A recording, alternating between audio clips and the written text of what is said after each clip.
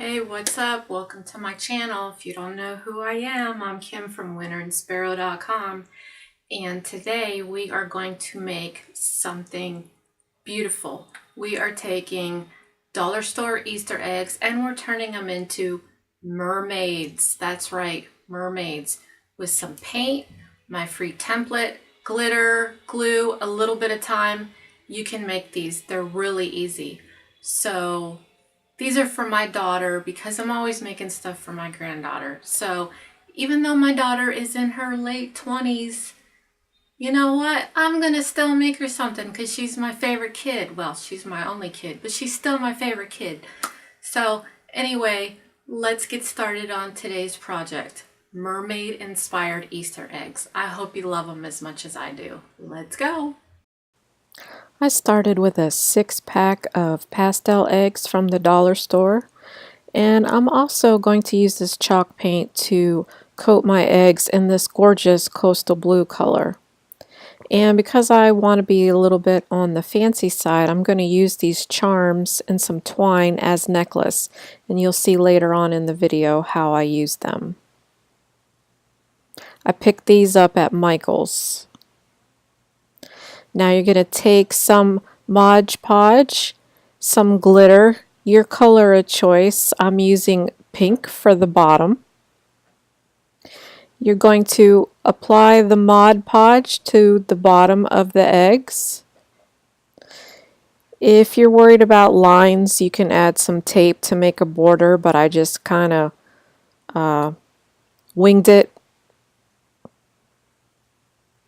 Once the Mod Podge was applied, I took my glitter and I sprinkled it over. And make sure you have a paper plate to catch all the glitter because you're actually going to use all that loose glitter later. So don't worry, it's not going to go to waste. And just cover up any spots where you may have missed it. Set aside to dry and repeat until all your eggs are coated. You're coating the bottom half. I coated the fatter bottom of the eggs, if that makes sense and if that helps any. So the skinny side is going to be the top. And I used about 2 small bags of the pink glitter. It wasn't a whole lot for 6 eggs. And I found my glitter in the craft section at Dollar Tree.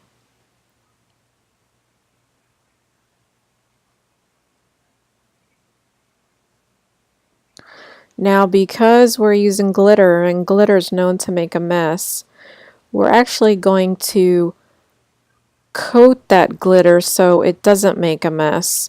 Once all of your eggs are dry with the glitter at the bottom, we're going to add a top coating so when you touch these there won't be glitter everywhere.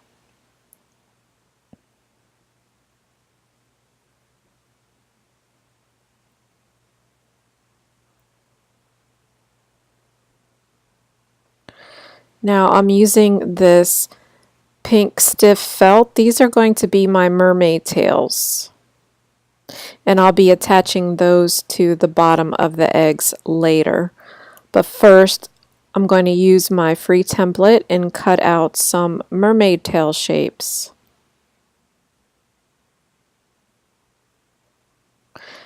You can find the free template on my website, or you can cut out your own mermaid tail. It's up to you.